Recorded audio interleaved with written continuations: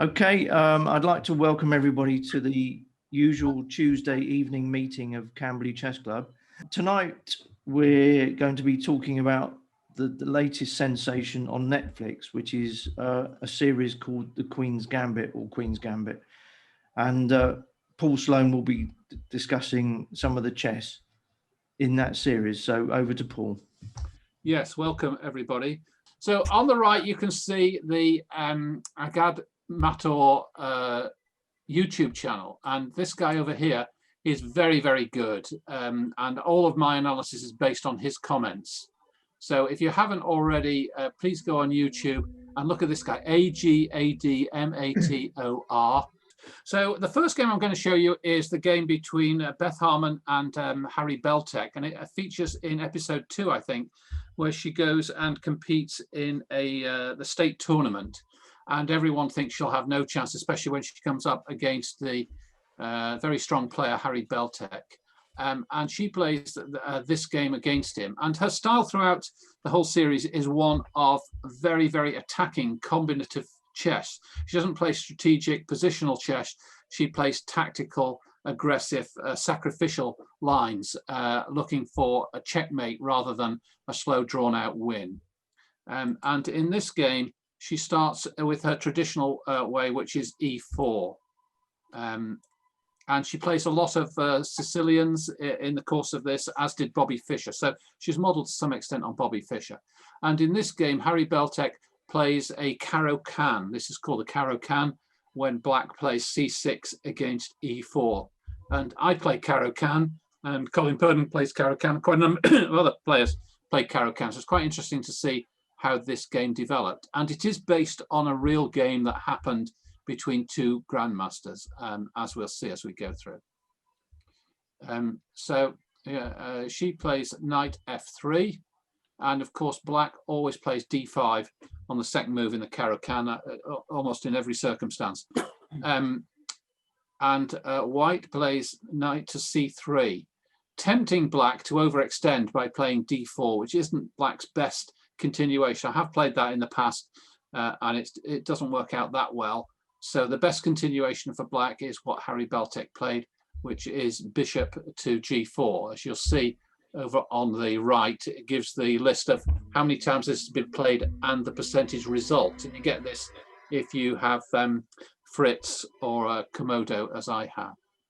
And white's common move here is h3, forcing black to make a choice. Black can retreat to h5, or he can go back somewhere else. But typically black takes off the knight, and white recaptures with the queen. And then black plays e6. And the point here is that black has given up his white squared bishop, so he puts his pawns on white squares to make life difficult for white's white squared bishop. And he hopes his black squared bishop will be able to roam around the board on the black squares. White plays g3 here with the aim of fianchettoing his white squared bishop. And in this game, black does the same. Though nowadays, in this position, I play knight f6, and that's the move which is most commonly played, if you see from the panel on the right. But in this game, because it was based in the 60s, this was a more common move. White plays bishop to g2, black plays bishop to g7. White castles, and at this stage, black plays knight to d7. In this position, Harry Beltek famously yawned as though he thought it was a very dull position, and that she wasn't playing anything too aggressive or sensible. So he sent that signal, which rather annoyed her in the film. She drops her queen back to e2 because she wants to play f4 at some stage. She's going to throw down her pawns on the king side and attack the black king if the king castles king side. And black plays d4 here. It's now a little bit stronger because it's supported by the bishop, and black can put pawns on d4, e5 and c5 to support this if he chooses. And it pushes the knight back, so white's got to waste a tempo putting the knight back, and she puts it back on b1 because she wants to route it to d2 and then maybe f3. She could have put it back on d1, but it's not quite so easy to relocate from there. So in this position, black's certainly equalized, I would say. White doesn't have a lot to show for the opening, and white doesn't have a big center. Black's got a very nice black squared bishop with the fianchetto. So black plays e5, and Beth Harmon plays d3. A quiet move, but one that enables her to get the bishop out and the knight out in due course. So black proceeds with knight to e7. And here, straight away, Beth Harmon attacks with f4. So before she develops the knight or the bishop from the queen side, she throws the f4 pawn down the board, making clear that she wants to start this attack. And Harry Beltek, who's the strong player here, he simply plays queen to c7, which is a sort of waiting move. It gives him the option of castling queenside if he wants, rather than castling kingside. And it means that if white plays pawn takes the e-pawn, then black can take back with the bishop, and he's got a strong attack down that diagonal from b8 down to h2. So Beth Harmon plays a4, which is a warning shot, really, to say don't try and castle queenside, because I'll come at you down the queenside if you do. And I suppose it has its desired effect, because black castles kingside. And as soon as white sees that, white plays f5. So we don't take on e5, we push the pawn on with the intention of really trying to break up the black kingside. Now, black blocks this progress here. Black doesn't have to do this, and in some ways it's a weakening move. But I think that black is a bit hampered, and black does not want to allow pawn on to f6. So although that's not a threat at the moment, because black's got two things on it, after bishop g5 it does become something of a threat. Therefore, black plays this. And Beth Harmon brings her knight to d2. And this is a quite strange move, I think, to move the fianchettoed bishop out to h6 and offer to exchange it. But that's what Beltek does in this position, because he thinks having blocked his bishop in with that string of pawns, he's quite happy to give it up. He thinks the white bishop's on a better diagonal than his bishop. But that bishop is a very important defender of the king. So I'm always reluctant to give up my black squared bishop if I have that kind of position.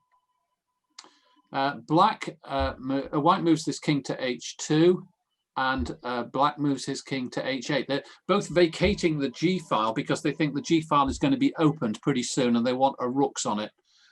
So that's fairly standard practice. And at this stage, white exchanges here and then brings his knight to f3. So this is pretty standard fare. And black, of course, exchanges off the bishop. So who do you prefer here? Who do you think's better placed in this position? White. The engine gives it as pretty equal, I think you'll find. I think white's got maybe a little bit more space. The white bishop isn't doing very much at the moment, but then the black knights aren't very handily placed either. So black tries to do something about this by advancing this knight. It's attacking the a pawn, and it's in a slightly better position. And Beth Harmon completely ignores that and plays this move and trying to undermine the center here, and deliberately targeting the d4 square. So what does black do? Black slips his knight in here, an annoying little move which forces the rook to move. And then black brings this other rook here to defend the d4 pawn. He wants to keep this pawn. So even if white exchanges c3 to d4, then it's protected by the rook. So white's going to come crashing down the king's side. So the first move is to bring the knight out here, and that restricts the knight on e7 to the defense of the pawn on g6.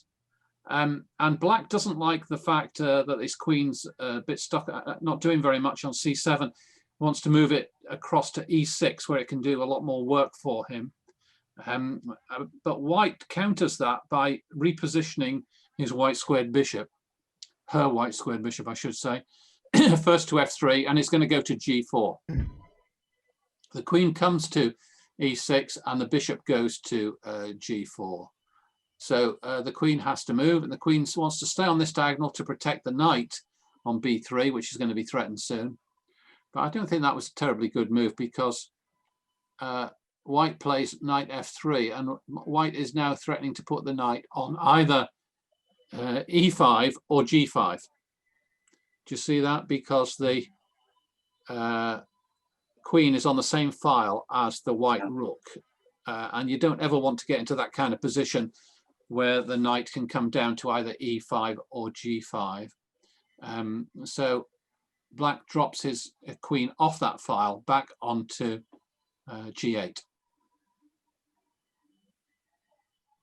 Right.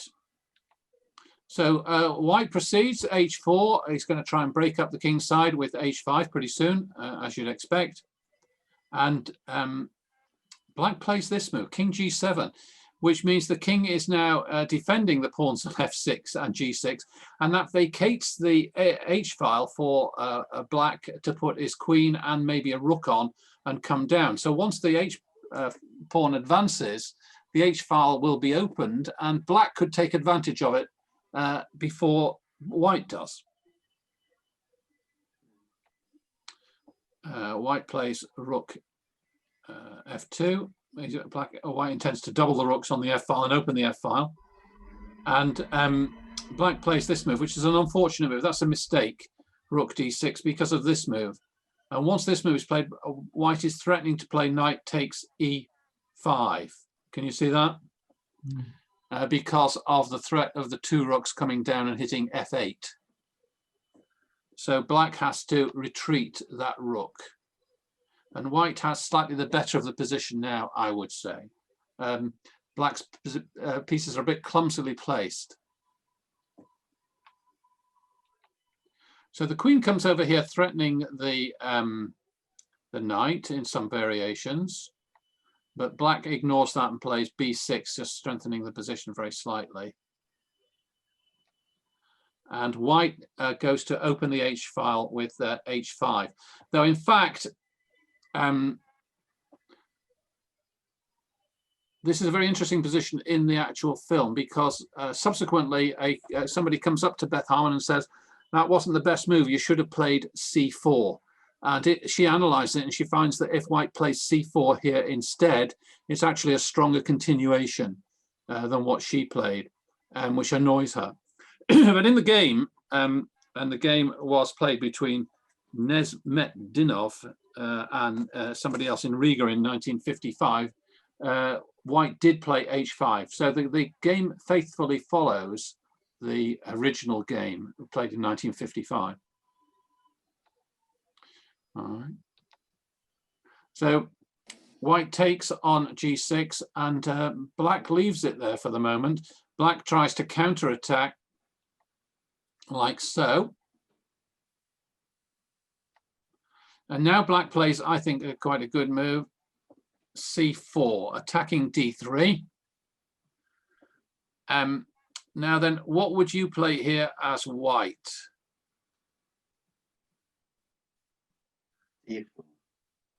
And bear in mind, so would you play knight takes e5? Because if you play knight takes e5, pawn takes knight, rook f7, check, rook takes rook, check, king moves, you pick up the knight on e7 and you open up the king side.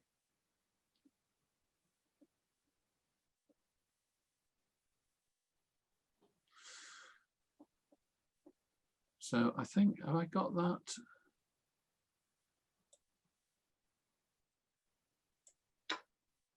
Black coming down the d file there. Black comes crashing down the d file. That's the trouble with this.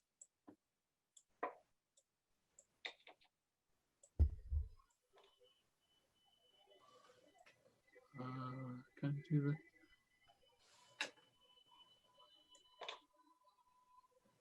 I was going to say, if he gets retreats, he goes rook h7, doesn't he? Well, what's happened there? That's quite smooth. It's white to move. That's right. Takes knight. Rook takes knight, probably. So do we take with the pawn or the rook? The rook. Now, there's a big threat here Yeah. of rook d2. So what can white play here?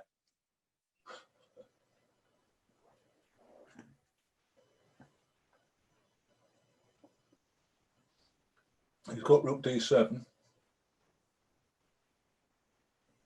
Rook d7, yeah. Rook e6. Bishop f5.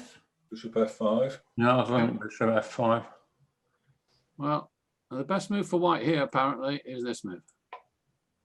I'm just looking at. Oh, that's nice, isn't it? And bishop back. Ah. And now white's got some enormous threats. But black can draw this.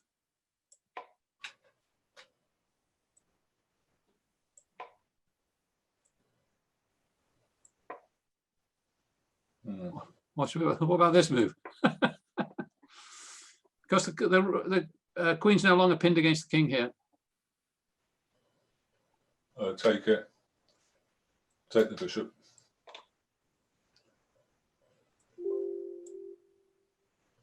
Yeah, now you win the queen. I think actually he goes. You had to go king g5 there, surely. Yeah. Yeah. Check. Can't you? Could you not have? Somebody could have gone rook g6, rook g7. Check.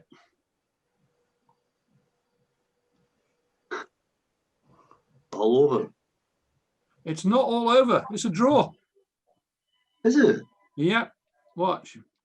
Check. Check. Check.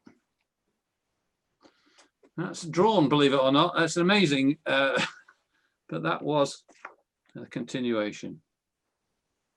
Can't the king come towards the rook and stop those? Check. No, because it's covered by the knight. By the knight, isn't it? All right. Wow. So in this position, white played. He didn't play knight takes. White played d4.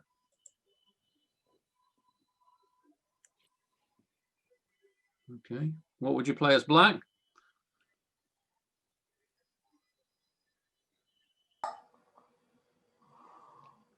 Black played pawn takes pawn.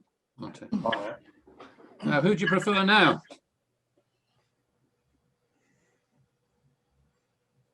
No idea. All right. White played knight takes knight, rook takes knight. Okay, what would you play now as white? e5. Queen c3. e3.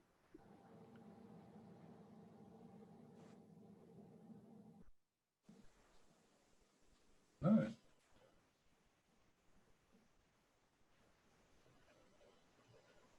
Beth Harmon played a very strong move. e5. e5, allowing rook takes bishop.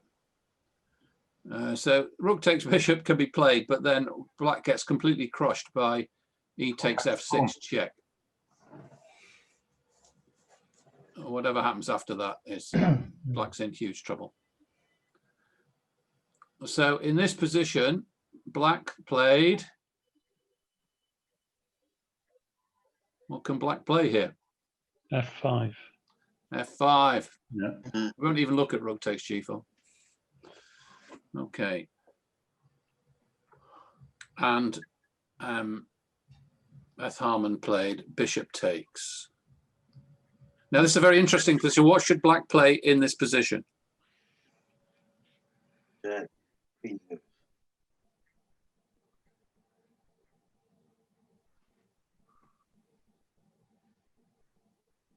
How about knight d5? e5.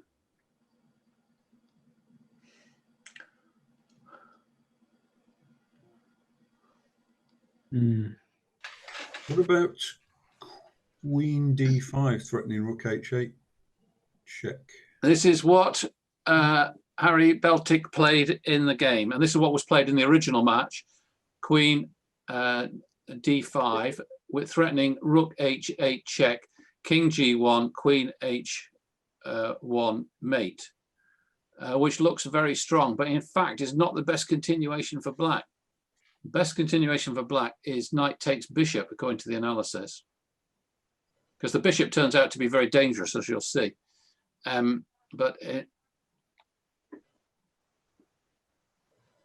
As I'll show you what happens after knight takes bishop, because black white's got all sorts of threats down here. Okay, now there's a threat here of rook f7 check, which is very strong. Well, rook f8 as well. Rook f8 is very strong too. So what should black do here? Believe it or not, black can get out of this. There is an escape, which is what Beltic said in the match. Sorry? Queen d5 here? No. This is quite remarkable. Queen here, check. Yeah. And then queen here, giving up the rook on f8. Yeah. Because rook d2 is threatened. Check. Picking up the white queen. And believe it or not, that's okay for black. So black. So white doesn't. Rook f7 check. Yeah, that's what he plays. And then we get queen here. Now this is very threatening, as you can see, but black can now draw this. Check. Check. And if the king goes to e2, then queen e3 is crushing. I think it wins in short order. And the queen can't go back to the back rank because of the queen coming into c1 check.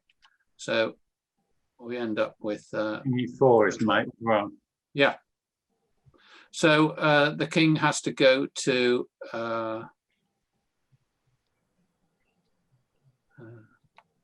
f3, and then when it has to go back to g2.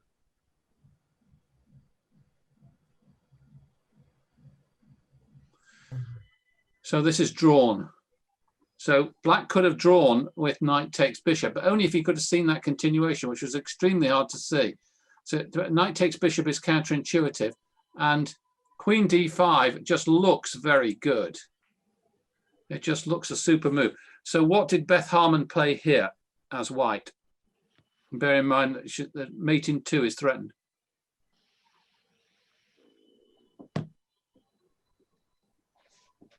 Bishop h3.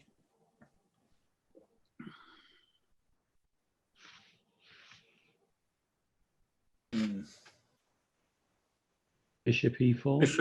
Bishop h3. Bishop h3 is playable. She didn't actually play that. Not bishop e4?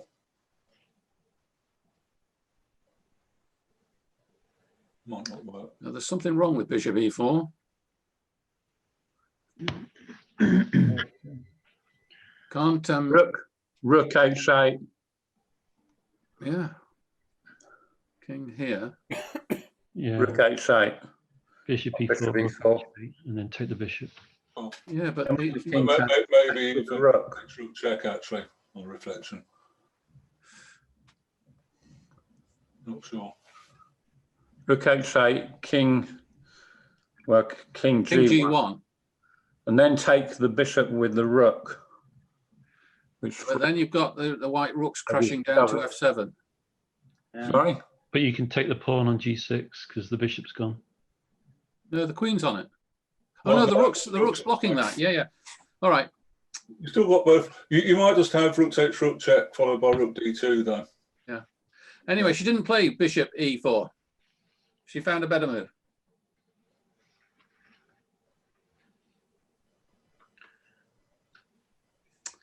Well, what she played, it's a bit of a flashy move, to be honest. She played bishop e6.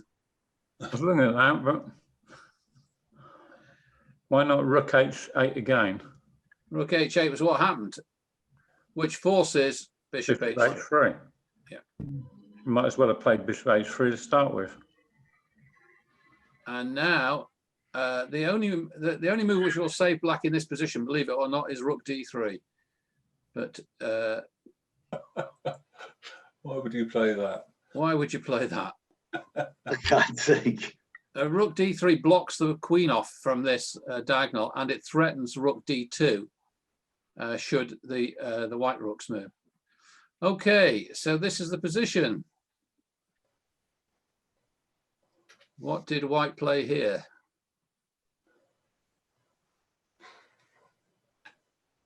I think I remember the film now, Paul. Yes. Now, well, this actually happened in real life. So she Is Queen checked. G6 possible? Sorry. Looks so tempting, doesn't it? It looks so tempting. Oh, why not queen takes? When? Why not take the rook with the queen? Oh, you can. Yeah. The What, queen you- can take the rook here. And if they do, You drop the rook on d4. no, you don't. I don't think.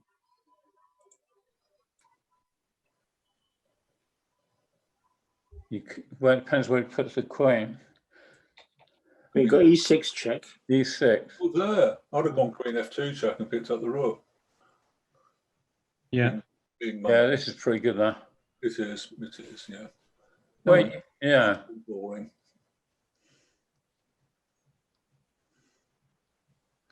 Rook f8. What's wrong with D2? Maybe I got this wrong. Yeah, Queen F2. Queen f2 is simple if mundane. Queen f2 is simple, yeah. Maybe rook on h to d8. Yeah, And rook d2 winning the queen. No, yeah, Queen F5, King G7, Queen F6 check. That's right. Yeah. Well, you can go king h6 there. Yeah. Yeah, then you play. E6 maybe? No, then you Oh, bishop play. there. Okay. Yeah, bishop there. Rook h, rook g8. Then you get this. Mm. And this is hard to defend. Yeah. So anyway, so right, didn't play that. We got this move, and we got king h6, and now we got, what did white play here? Queen G6. Queen g6. Yeah, there's always a queen sacrifice in the Beth Harmon game. And after queen g6, it's mate in 7th. Oh, great. Oh, yeah. Well, that's easy to see, isn't it? It's not easy to see. Rook on f1 to f6. Yeah. Correct. Rook G7. No, No, rook F5. you have to force the king back.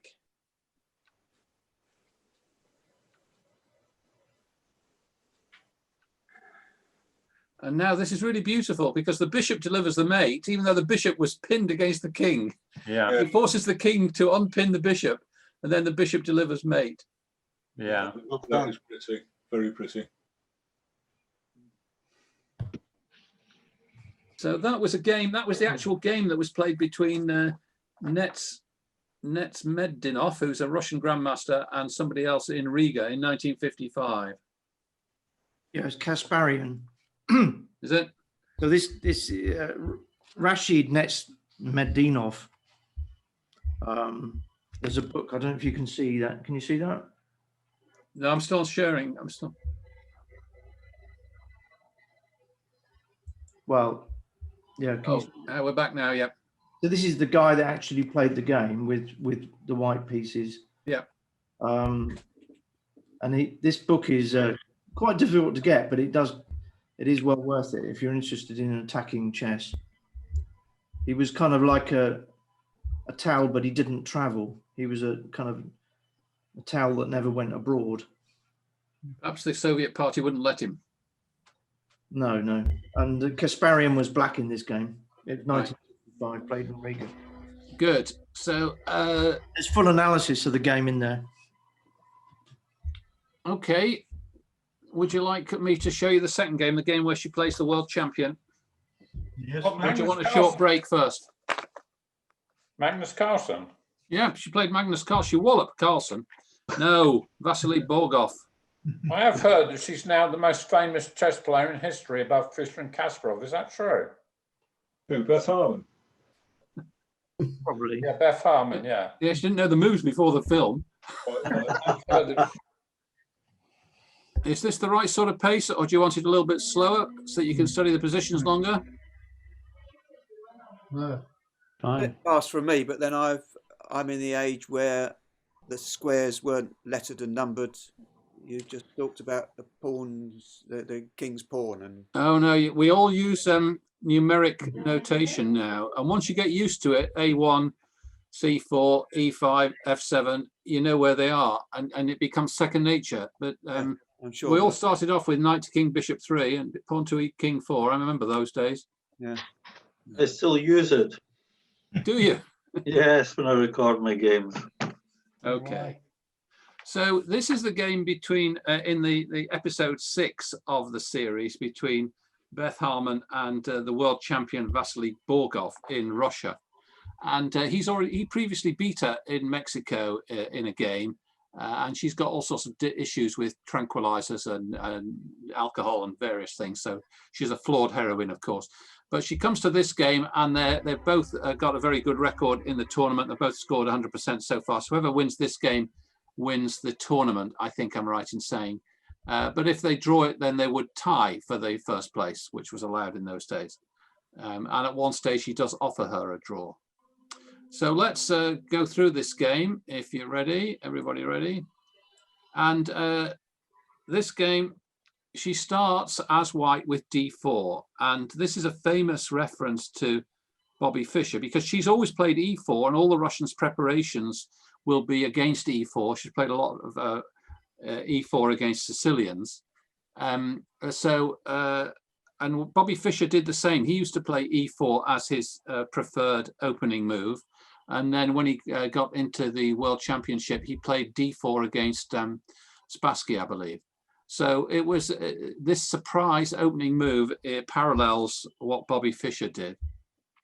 That was game 6, and it turned out to be the best game of the entire match. Did it? All right. Yeah. Good. So, and here we have a Queen's Gambit. The series is called the Queen's Gambit, and this is a Queen's Gambit, and I play Queen's Gambit. And Vasily Borgov, who was obviously not preparing for this, chose to accept the Queen's Gambit, which is quite a solid thing to do for black. Nothing wrong with that at all. And in this position, I always play e3, because I think that's a fairly solid way to progress.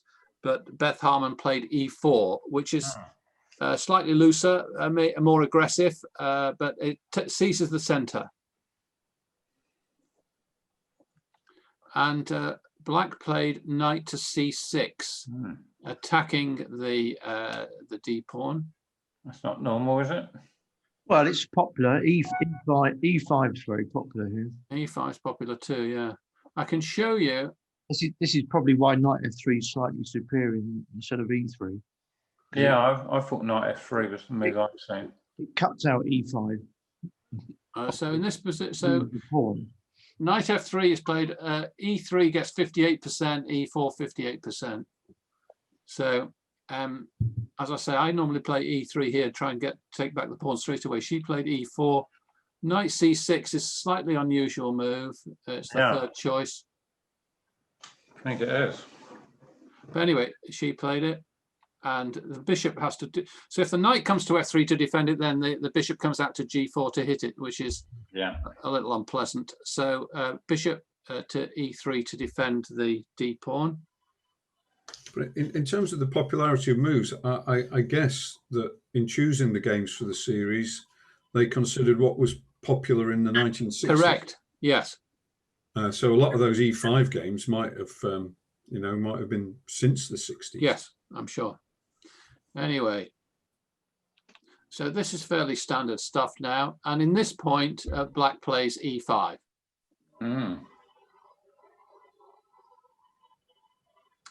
And this is reckoned to be a good move for black. Look, it gets 43%, which means black wins more than white in this line. and white then plays d5. But black's not too worried about this because it enables black to reroute this knight onto e7 and then to g6 because the knight is aiming to end up on f4 if it can. So the knight comes back here. Take the pawn. Take the pawn. If you get a chance to take the pawn back, take it back. The knight comes here. And white now plays f3, I think. Even though, if you look at it, f3 only gets 38%. Bishop b5 gets 70%. So, although this is a popular move, it's maybe not the best move. But it shores up the center, and it gives white something to build on here. He's probably anticipating bishop b4 at some stage, not immediately, because it loses a piece. Yeah. But that's right. So the bishop comes to d6, meaning that black can castle now. Queen d2, I'm not quite sure why white plays that at this stage. I would always bring the knight out first. White, I don't think, intends to castle queenside. So why play queen d2? I'm not quite sure of that. Bishop comes to d7. This is just straightforward developing play. And then pawn here with the idea of b5, throwing the b pawn down the board. a4. Yeah. And as you quite rightly say, Colin, a4 immediately. And this is quite a popular response to b5, to play a4. And I'm always a bit concerned about a4 because of what happens if black plays b4. But if black plays b4 here, I think we've got it. Black plays b4, then white takes the knight down to d1 and then to f2 and then to d3, which is quite a good place to get the knight, I think. Anyway, black didn't play that. Black played castles and white played castles. So who do you prefer in this position? White. White. Maybe a little. That's equal. I say it's Black's knight on g6. Yeah, that knight's going to hop in, don't you worry.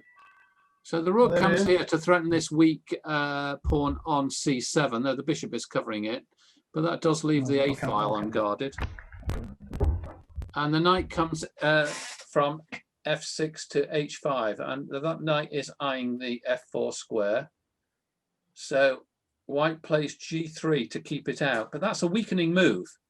As you see, the bishop can come down to h3 and so on. So that is maybe not the best move there. I'm going to kill this now. Okay. So what should white play here, would you say?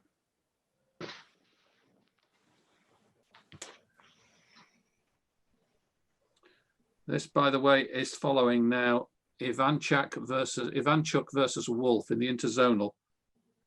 I think it was 92.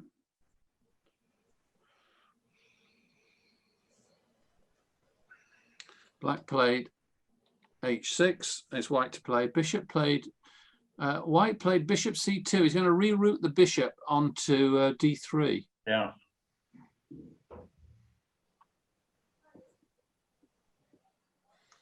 Maybe he should play b4 now. He's threatening that, yes. RAB8, so he plays knight takes, pawn takes.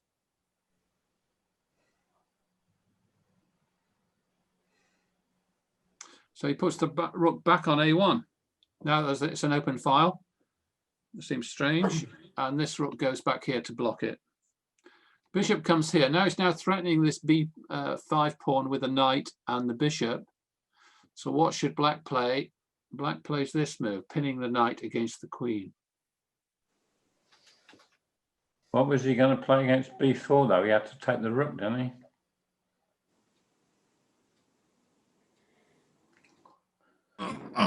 No, the knight could go to b5, could it? Probably. b4 takes. b4. So if he plays b4, can't the knight? Knight b5. Can't the knight go here, hitting the? It won't let me do it. I got to go to. Hey. Oh, yeah, you can go to A7, I suppose. Yeah. Knight B5. It's showing. All right. Anyway, that wasn't played. So in this position, Black played Bishop B4, which I think is a good move. And for some reason, which I don't understand, White exchanged off the rooks. And then he moved his bishop to C2. She did. So what should Black play here? Black played quite a clever move here, I think. The B pawn is being threatened again twice. C6. Bishop C5. Bishop C5, yes. And so if bishop takes bishop, the queen comes to C5, which is a nice diagonal for the queen to be on. So what would you play here as White?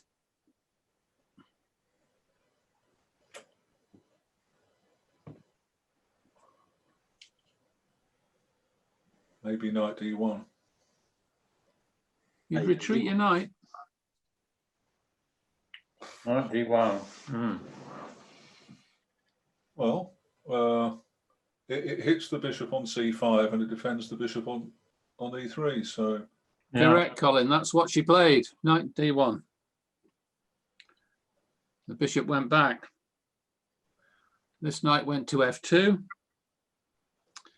All right. What did Black play here? Black played a very strong move here.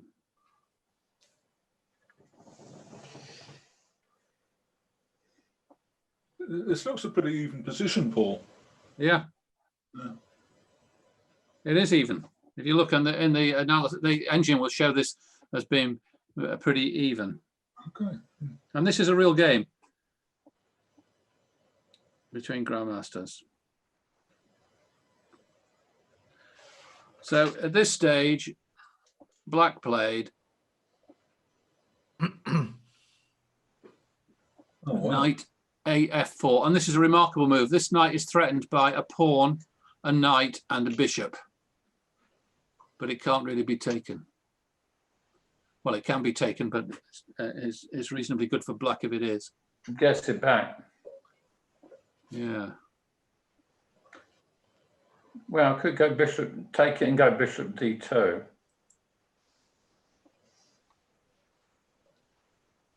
Is it possible to take and go bishop D2? Yeah, bishop D2 for some reason isn't quite as good. I don't know why.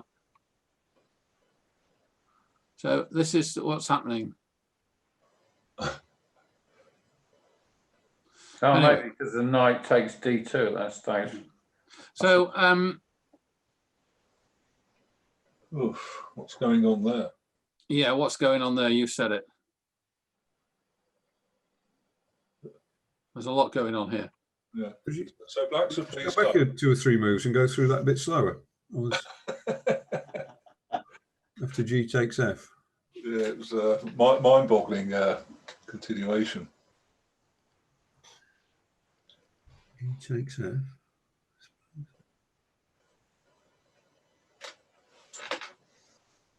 All right, E takes F4. Oh, it's given us equals. Yeah. Bishop D2, my move. Bishop D2.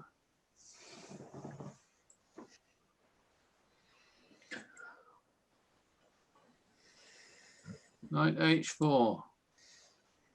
Why won't it let me play it?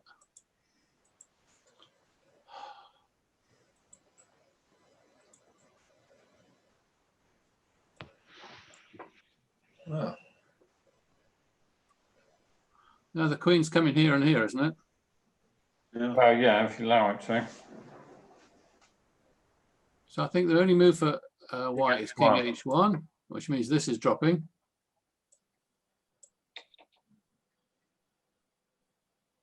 And it gives E5 now.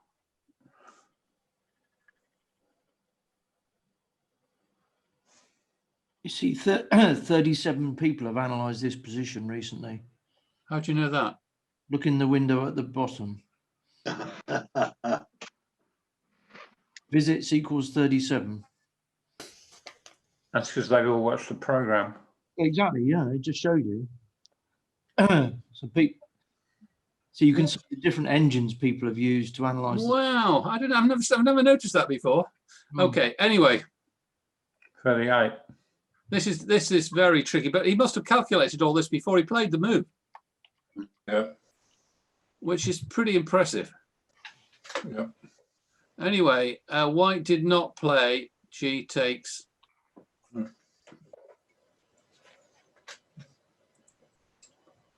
White played Rook C1.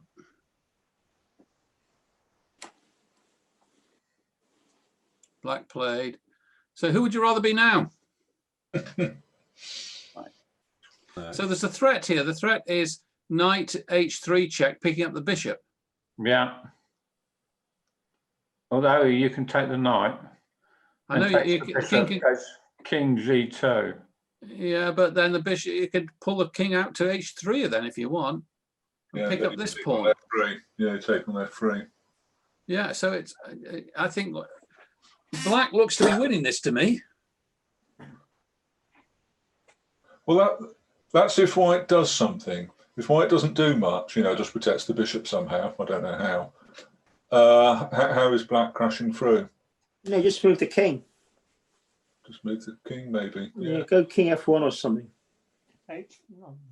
Yeah, and then you've still got the pin on the knight.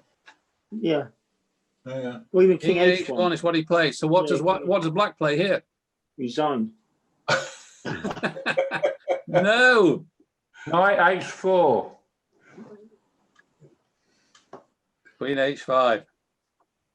Oh, hang now, on. would you take the knight? Yeah. No, this pawn's dangling on f3. Yeah. Correct. Maybe you've got to play knight g1 or something. G4. G4, yeah. If you play g4, he might just play bishop takes g. Oh, you got knight Oh, on G4. as well. Knight It G4. might be all right. But you can't take the knight then if you play g4. Yeah. Maybe it is the best. All right, let me show you what happens if you take the knight. No, I don't want to take the knight. Now let me show you. This is worth seeing. Check. Queen f3. Now the queen can take the bishop, but he ignores the bishop. He comes down here, threatens mate. Check. Check. Oh, bishop b4's. Oh, no, maybe not. Mate. Nice. Oh, Look how many white pieces are around the king, and they're all useless. it's a smothered mate. It's a brilliant mate, Yeah, it is. and it's forced. Yeah. Excellent. That is incredible. I wonder if he saw all that. You wonder, don't you? Probably saw quite a lot of it when he got in for this continuation. Well, if he's prepared to give up a piece. All right, so in this position, White played Julian's suggestion, knight g1. But White's getting pushed further and further back here. No, he's getting more space for An his pieces. attackive player. This doesn't look like attackive chess by White. No, you defend, and then attack. It's like it's the way Spurs are playing football at the moment. All right. So now the knight is threatened. So Black played knight takes bishop, knight takes knight. But Black continued the attack with f5. Well, yeah, you can get away with this move now. Before you couldn't get away with it.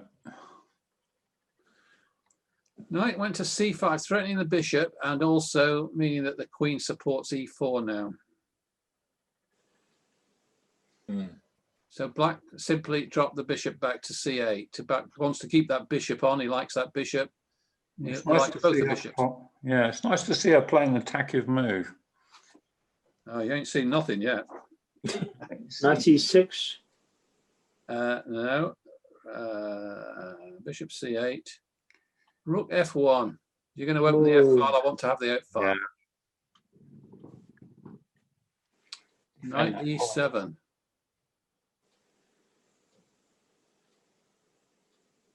because the knight wasn't doing much on g6.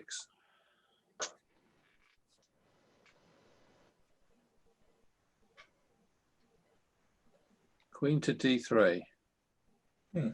F takes e4. F takes e4. Now the point here is that this pawn on e4 becomes quite weak for white, and if black can take it, then white's in serious trouble.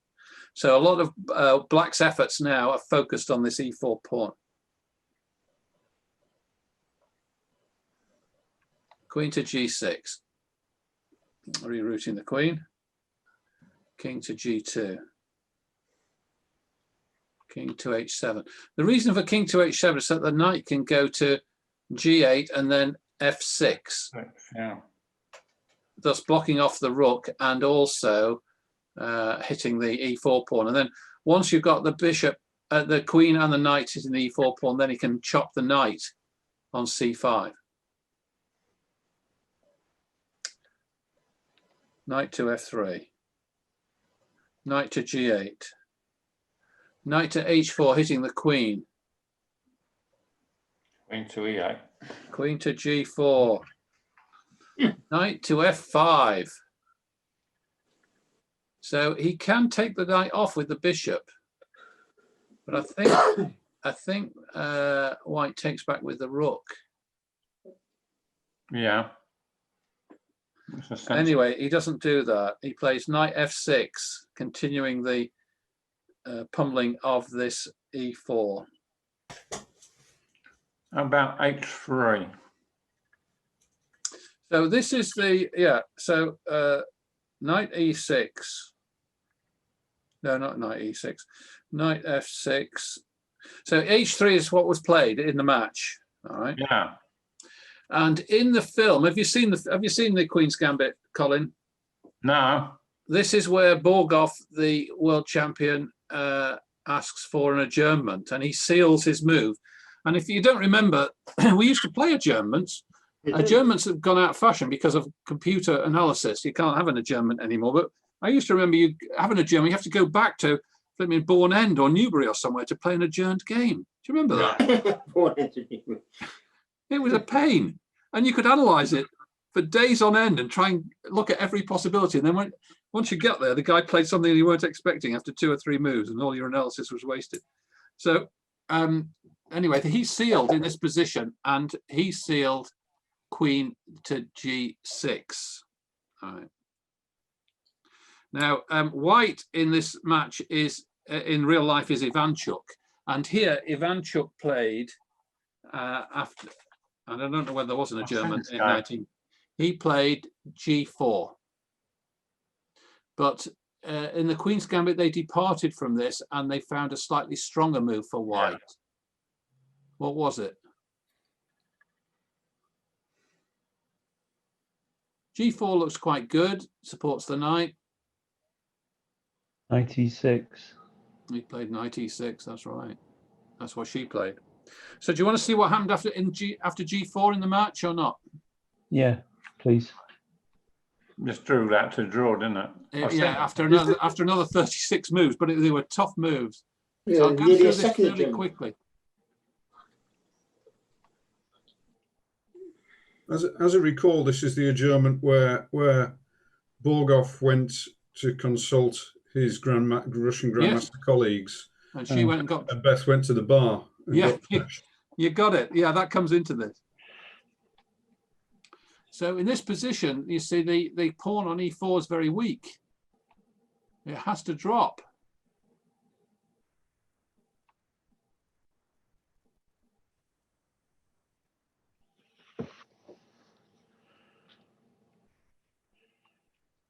And now, after this, black is a pawn up. And Ivanchuk had to fight really hard to draw this position, but he did in the end. If you've got queens on and kings exposed, you've always got drawing chances. So even the white is definitely inferior here. He's got 2 separated singleton pawns, and he's a pawn down, and black's got a passed pawn. So Ivanchuk eventually managed to draw this.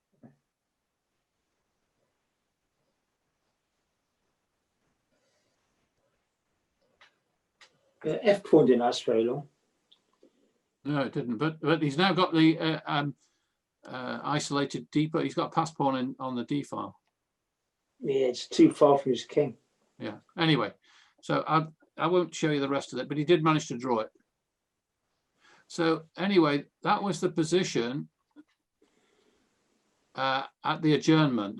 So Borgoff adjourned having played Queen G6, and Ivanchuk played G4, but Beth Harmon played Knight E6, and this leads to some incredible complications. So what should Black play here? Should Black take the knight or not? G4's G7's going otherwise.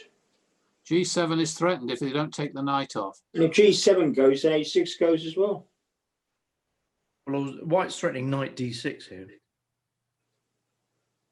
Yep, and then after Knight D6, he's threatening Knight F8, forking the king and queen. Exactly. Mm. So what did Borgoff play here? He played the strongest move for Black, which is? Took the knight. Okay. Counterattack. Rook A4. Now, what would you play here as White?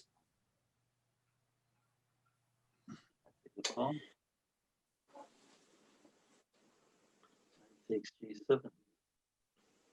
You could take on D6. Oh no, You can take on D6. You take on D6 and you take on F6. On E6, correct. No, so you're White. If you're White, if you take here, he takes Take on here. D6 and then take an F6, I think. Is that right? He takes here. Oh, it takes an E6. All right. He's got to, otherwise the knight comes here, check. Yeah, okay. Yeah, but then you can go back Knight F. Anyway, that's F5. you can. Mind you, you've still got 2 pieces on this. Yeah, that's hairy. You've got 2 pieces on, haven't you? Yeah. Anyway, so that wasn't played. Now let Knight me see. D6 wasn't played. Knight E6 and it was not played, no. Let me show you what happens after this, because this is quite incredible. Knight takes E4. Oh, yeah. Now watch this move for Black. Knight takes 2-3, yeah. Yeah. Probably. Now, if White plays Knight takes Knight, he loses his queen because the Knight's pinned against the queen. Yeah. If he plays anything else, he's going to get Knight takes Knight or Knight takes Rook check. So what can White play here?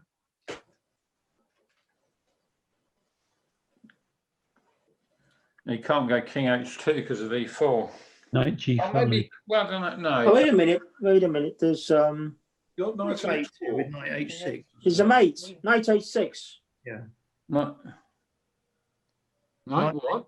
Knight H6, maybe. It's a No, Knight H6 queen takes mating. queen. You can't play Queen takes Queen because we're mates. Which mate? Well, there must be a mate in there somewhere. Check. If he plays Queen takes, yeah, we didn't play Queen takes Queen. Okay. Now you can bring Knight G4. Then you got Rook G4. Check. Yeah. Knight G4. Oh, this is horrible. Who for? I don't know. Knight H4 check wins the queen. Yeah. Oh yeah, that's true. Yeah. Anyway, Yeah. so that didn't was not the happen. move. Knight H4. Did he play Knight H4? Yeah. So what position are we in? We're in this position. What can White has? There's one move that can save White here. Knight H4. Knight G5. No, you can't play Knight H4. What am I talking about? Why not? Why not? Because you take you leave the queen on pre. Oh, and F8's hanging. Sorry, I thought you could play Rook F7 check with the perpetual, but it doesn't work at all. Hang on, Knight H4. It doesn't work, yeah, because Bishop's covering F8, unfortunately. How irritating. Oh, Knight E7 then. Doesn't matter that the bishop's going F8. Aren't we going to have a check on G7? No, Knight H. How about knight e7? Is the right answer. Good grief. Knight e7. Knight e7 blocks the bishop off from the f8 square. So you let black take the queen. Wow. Yeah. And now you've got the mate. No, it's not a mate. It's perpetual, I think. Oh, it's a draw, is it? Yeah. You haven't So got a she mate, I took it don't to the think. floor. Yeah, but she won this game, didn't she? Oh, yeah, so she did. She did win this game. Yeah. we Take, oh, there's a queen defending. No, there's a queen defending. France will align. What a position. Anyway, so that is what happens if you played knight e6. So that's what happens if you play knight e takes g7, which looks attractive. So what did Beth Harmon actually play here as white? She played quite a remarkable move. She didn't play knight. You can't play knight h4 because the queen takes.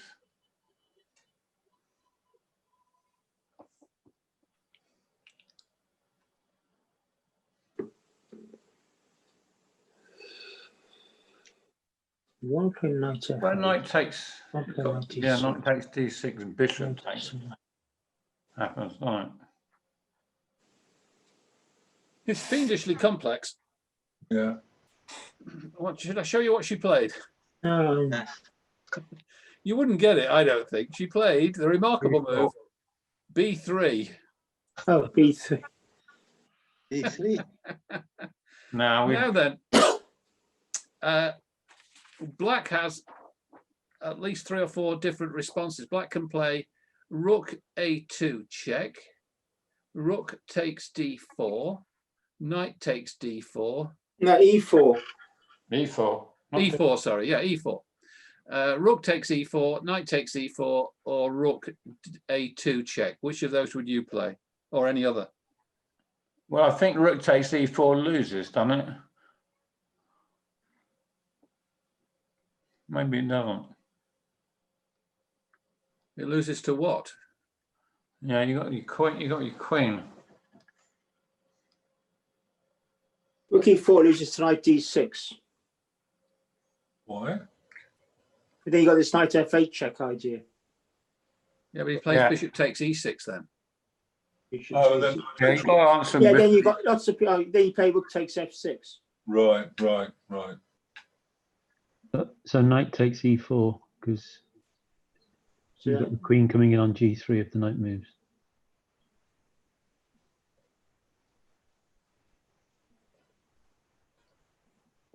Or you just take the rook. Yeah, just take the rook maybe. Let's have a look. So that leaves rook a2. Yeah. Okay. He's got knight e4, rook a2, rook e4. Rook a2. This is okay for white. What happened in the game? No, this is not what happened in the game. Now the exciting line is rook e4. Yeah, and that's what. That loses. No, it doesn't.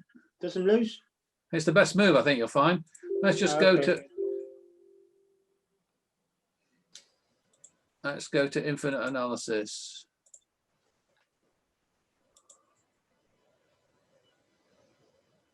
Rook e4, knight d6. Oh, knight e4 is the best. Bishop e6, rook f6. What's happening after rook f6? All right, let's show you what happens after rook. Rook takes e4. Knight takes d6. Bishop takes e6. Oh, well, why can't I don't want to do that. Of course, you got knight. Well, yeah, but then it's got. I mean, rook f6, and you've got so much material. Have you? 1, 2, 3, 4, 5. Yeah, but you Oh, take with the pawn. You're pawn down. You're pawn down. You take with the pawn if you take on f6. 3, f6.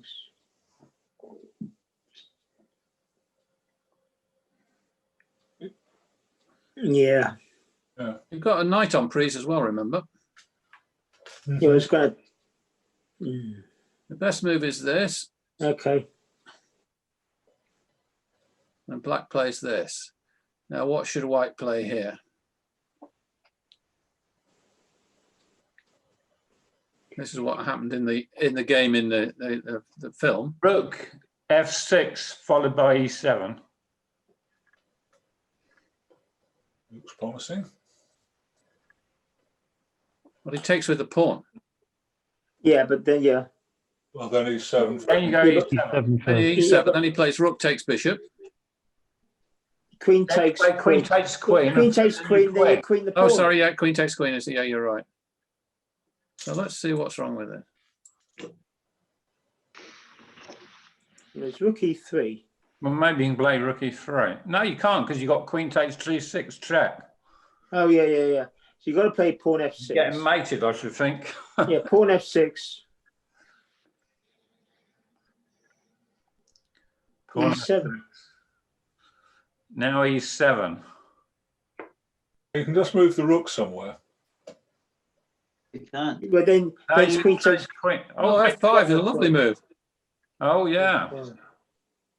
Oh, F5 solves all the problems. huh. Yeah, it does. Yeah. It's Well, hard you enough got to see that. Oh yeah, you can't play queen Oh, b5. you can miss, isn't it? Mm. Wendell. Yeah, because that pawn's on g7 in reality. But anyway. Yeah, it's hard to see that. It's as you say, the pawn starts on g7. So anyway,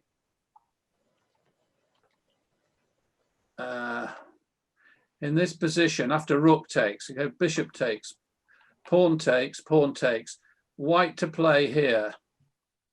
Well, you've shown your analysis at the moment. Yeah. Well- So what she played was e7. Yeah, just threatening rook takes. Now this is threatening rook takes. Yeah. You could also be threatening queen D6. Yeah. And black played a very good move here. Rook E3. No, rook e3 loses. No, it loses to queen takes. Takes Queen queen. takes followed by G6. rook takes F6. There's knight e8. Knight e8 is okay, I think. I don't know. But it depends a lot. Yeah, but it's probably okay. The move that black Knight E8, rook played, F8. black played d5. Mm.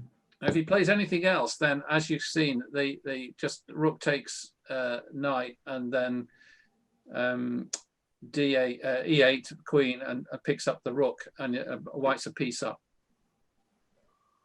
So this was in the film. This was the position which Beth Harmon had not analysed after the adjournment. This is something that the Russians had analysed down to, and she hadn't. And she had now to find the moves over the board. And she visualised the board on the ceiling, if you remember. Remember. And she found this move. Bishop C5? Bishop C5. Yeah. But this is still about equal. It's not winning for white, this. 1, 2, 3, 4. White's a pawn down. Black's got two connected central pawns. If black can survive, then he's got a good ending here. Yeah, his rook's in a bit of a pickle, don't it? It is a bit, yeah. The rook is can't move side here. anywhere. The rook is pinned against the king. So Well, this is a good move because it's threatening to go to queen C6. exactly right.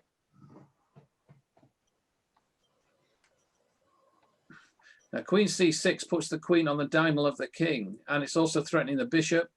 That's right. Threatening D4, maybe.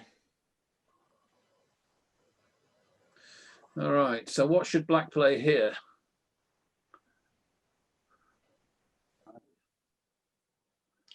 Queen F.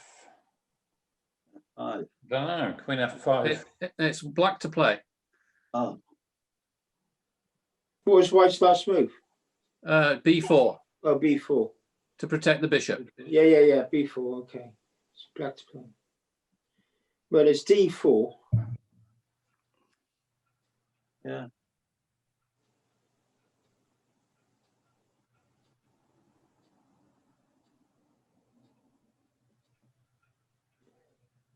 I think d4 loses for some reason.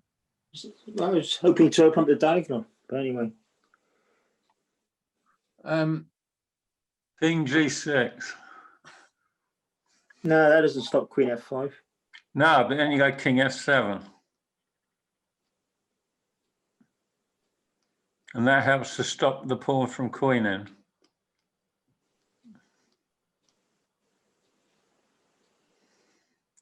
Cool. You do what? Yeah. So, what would you play here as black? But this is where the world champion went wrong. He played the wrong move. I'm surprised. So he played King G8. 98?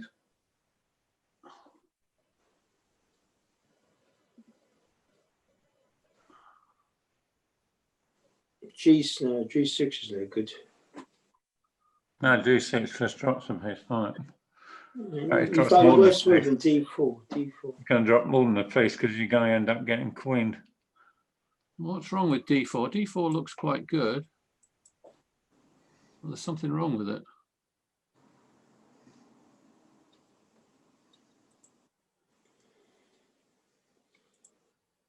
Rook E1. Rook E1. Bloody hell. You've got rookie. No, no.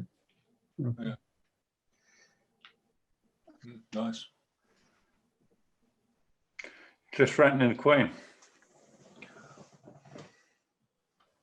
Yeah. That's too much. Okay. Yeah, I hadn't seen Rook E1. Anyway, King G6. All of these tactics. King G6. Wow.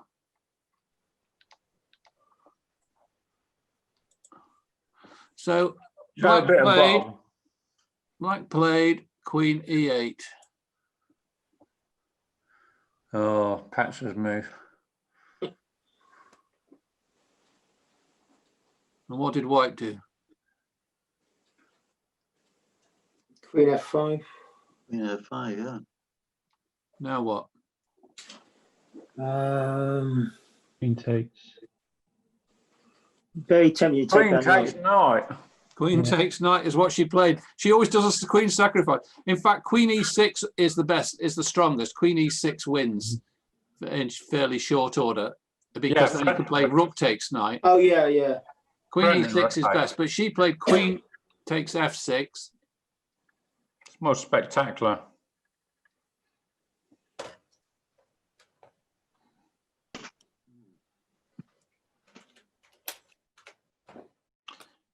Move the bishop back. No, Rook back. Oh, King back. yeah. What? Can't What play else that. can Black play? I don't know. I'm just surprised it's a free check. Resign. I think resigns is stronger there. What do you do here as White? King D2. King D2 and there's no more checks. No, it's not. That's it. And Borgoff resigned. Well, in fact, he resigned a few moves back and congratulated her. But Yeah. but this is incredible here. Apparently, he should have played King G8. Same idea as I had. What's wrong with King G6 then? All right. Queen F5, King F7. Same idea. Queen H5. Sorry? Queen H5. Queen H5 winning a pawn. I wish you would stop all these flipping arrows. Yeah, Queen H5, yeah. No, it's got to go. Yeah, that's all. Yeah, Queen H5.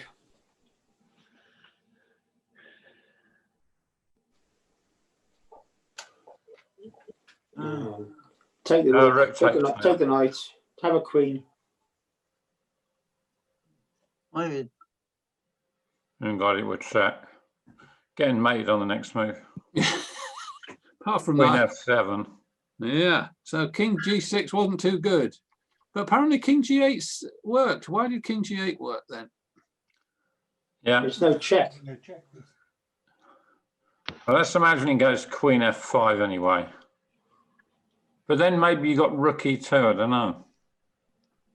Or D4.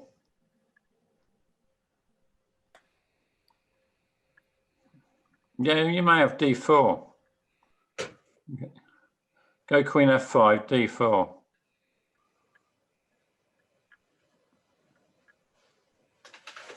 Threatening Rook F4 check. No, threatening Rook E2, double check and mate. Yeah, that may be even better.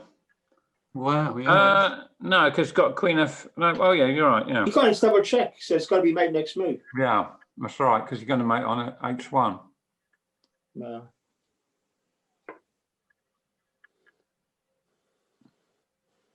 Oh, you do that This again. is winning for black. This is better for black. RE2. This is, and he's threatening mate on G2.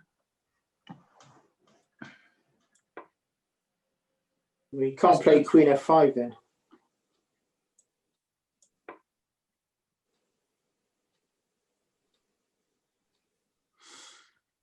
Yeah, this is okay for, because he can. Move King F7 now. Well, I don't know. You still might have this Queen H5 idea. Oh, G6 against Queen H5. Let's go G6. Let him take the H6 pawn. Doesn't matter.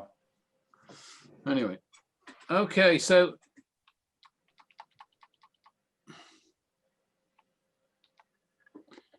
King G8. What's the best move for white here? Rook F2.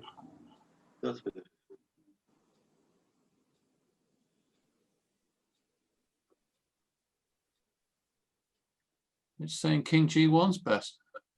Well, it's the same idea. Get off that diagonal. Yeah. Yeah. But it's amazing that King G8 should work and Queen, what he played, should lose immediately. Queen E8 looks quite a sensible move, but it loses immediately. Yeah, you need that threat on the diagonal. Yeah. He plays Queen F5. No, he did play Queen takes F6, but Queen E6 is very strong. Well, it's got the same idea. Just Rook F6. Yeah, but the Rook takes now. Yeah, that's right. Queen comes down here, and yeah. It's more efficient, isn't it? Not as pretty though. Not as pretty. Okay, that concludes the entertainment from Beth Harmon. Yeah. Thank you very much, Beth. When should we play Magnus? Thank you. Yeah. Thanks, Paul. Nice game. Paul, who were the players in that actual game of that? That was Ivanchuk and Wolf from the Interzonal in 1992, I think it was. Patrick Wolf. But the last bit was played by Stockfish 12, probably. Yeah, yes, you said it. That's where they got that from. A whole line from some. I'm interested to know how our new attendees found that, Mark and Mike, whether they've got any comments. Was it too fast for you? Well, for me, it was too fast, but that's because I haven't played very much since I was at university, really, which is several decades ago. I ran the chess club for a couple of terms. Where do you live, Mike? I live in Farnborough. Oh, where I live. You're very welcome to come over to Camberley Chess Club sometime. Oh, thank you. We'll let you write your moves down in the old notation if you want, the descriptive notation. It is still allowed. Yeah. And is it allowed to actually play nowadays? Not at the moment, no. Not at the moment. Oh, not at the moment, no. Except online, of course. So we can all play each other online on live chess or Yeah, chess. we had a tournament on live chess, which was quite successful. Well, it wasn't successful for me, but it was successful as a tournament. Yeah. A lot of people don't seem to like live chess.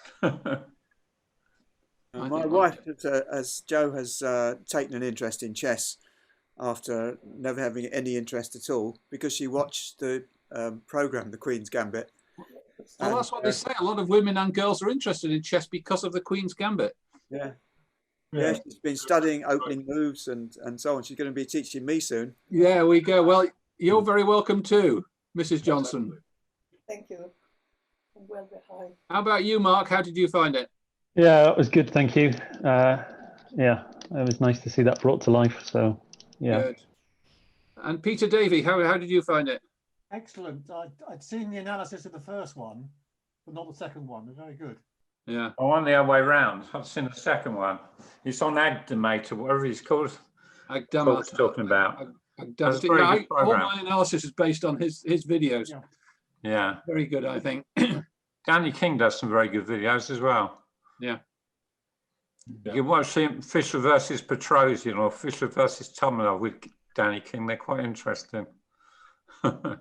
He's done several of the Queen's Gambit games as well. Are they? Different ones from the ones that Paul's shown, Yeah, he's very good, Danny King is. Yeah. Good. Okay, well, you're all welcome to come back any Tuesday. We have these Zoom meetings every Tuesday, and we get different people to comment on games, or we sometimes have little matches and things. So you're very welcome, Mike and Mark, to come back. Do you know what's scheduled for next Tuesday? Next Tuesday? What's scheduled for next Tuesday, John? We have some games from our recent Keith Richardson tournament that we had online. So I think Clive is going to run through 2 or 3 of his games because he won the tournament. So that should be interesting. We had that, a month ago, that tournament? Clive Frostick? Yeah. Clive Frostick. Yeah. Excellent. Yeah. Good. Yeah. He's a very strong player. Yeah. And then the week after that, of course, we have our Camberley Chess Club Christmas quiz. We have our Christmas party. We all have to wear silly hats. So we've got his silly hats. People are welcome. Okay, I'm going to sign off now. Thank you. Paul. Okay, thanks, Paul. Really interesting.